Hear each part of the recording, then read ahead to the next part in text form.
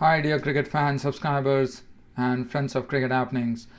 This is your host Ram with a daily update of the cricket happenings all over. And well, we are going to look at first the match between Australia and Bangladesh, the first one-day international, and then we look at the IPL match which is recently concluded, where Rajasthan Royals have actually had a very easy win. In fact, it was an 8-wicket win for them in the IPL 2011. And the third match is just going to start. That's between the Kochi Tuskers Kerala, who are making their debut in the tournament, and they are playing Royal Challengers Bangalore. And well, starting off with the Australia-Bangladesh match, it's going to be very brief because I had to cover two matches here. So please bear with me here, dear cricket fans, friends, and subscribers. Well, Australia won Bangladesh was the ones who actually won the toss, and Shakib Al Hasan decided to field.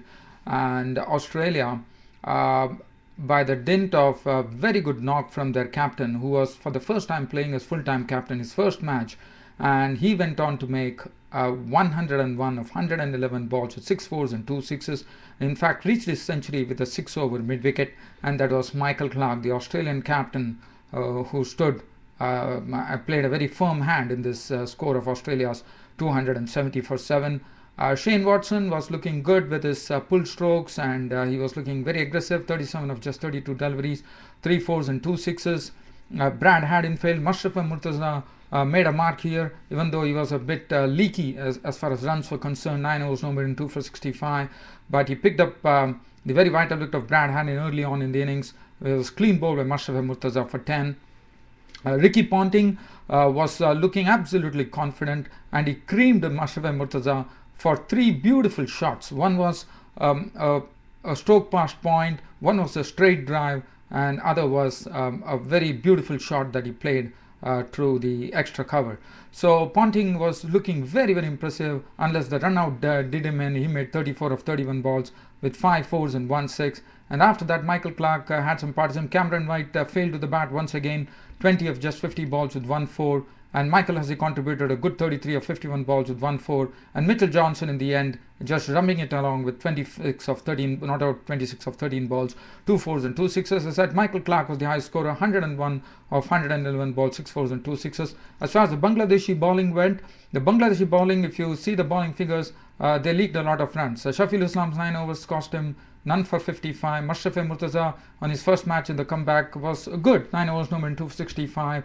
10 overs for 54 for Razak, but the pick of the bowlers, well, Survadishu was the most successful bowler, 8 overs, no more than 44 runs and 3 wickets. And Survadishu also, I have to tell that he also fielded very well. Shakib Al Hasan, 10 overs, no more than none for 34.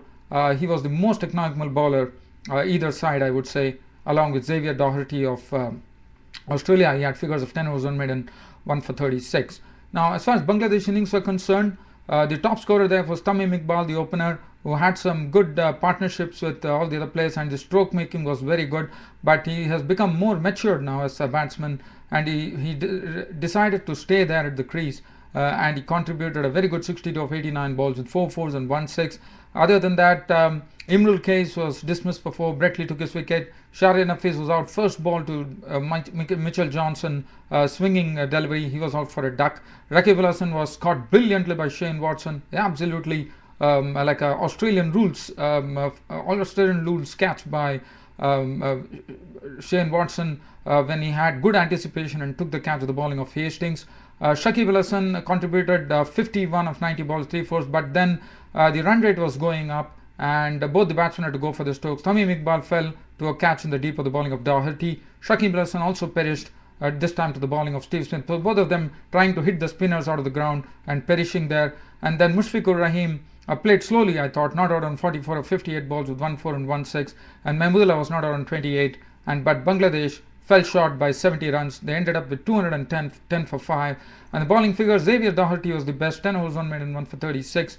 What was Australia's main point was that bowling was very, very economical. So if you see the bowling figures, Lee 8 overs, no made and 1 for 36. Mitchell Johnson 8 overs, no made and 1 for 23.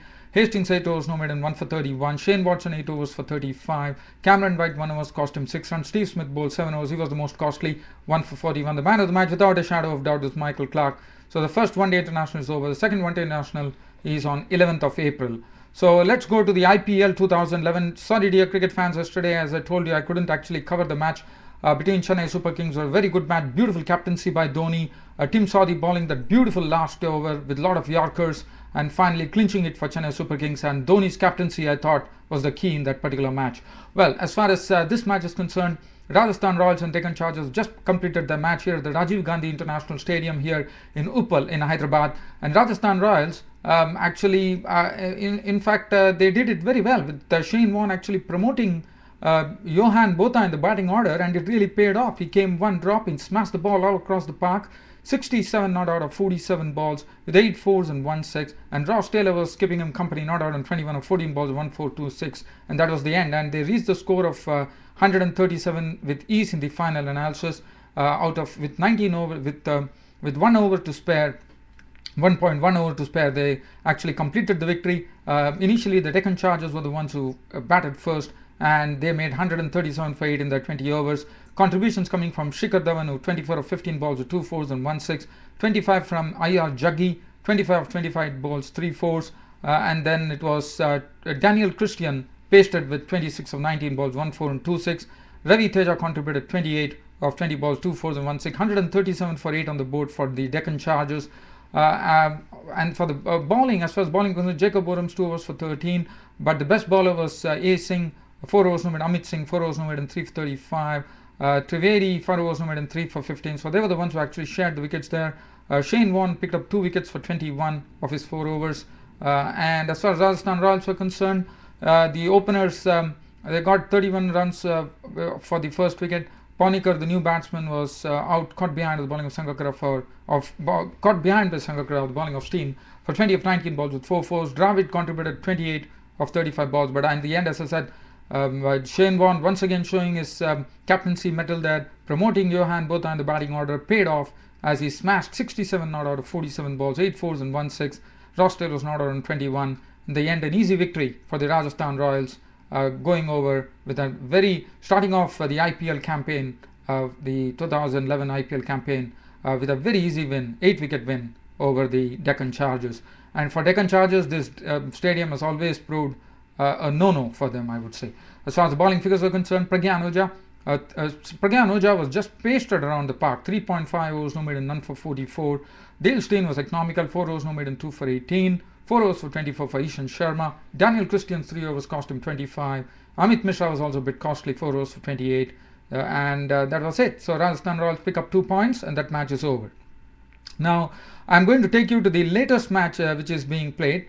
And the toss has just been put between, this is the match, as I said, between the Kochi Tuskers, Kerala, who is actually making the debut in this championship with Mahela Jayawardene as the captain. They are playing Royal Challengers Bangalore at Kochi. And well, the news I have from the center here, as Daniel Vettori, the captain, has actually won the toss. So Royal Challengers captain Daniel Vettori wins the toss, elects to bat, and Kochi will be actually taking first use of the pitch here, batting first. So Mahela Jayawardene's team will be batting first. So Kochi Tuskers will be batting first. With that news, I end my cricket happenings report for now. But keep an eye on cricket happenings. I'll be back with a full match report on this third match, which is going to start right now between Kochi Tuskers and Royal Challengers Bangalore. Daniel Vettori, the captain, winning the toss and putting Mahela Jayawardene's Kochi Tuskers, who are making the debut in this third IPL campaign, to bat. And well, I'll keep a watch on this, and I will see you all with my next report. Until then, it's Ram bidding goodbye. Thank you.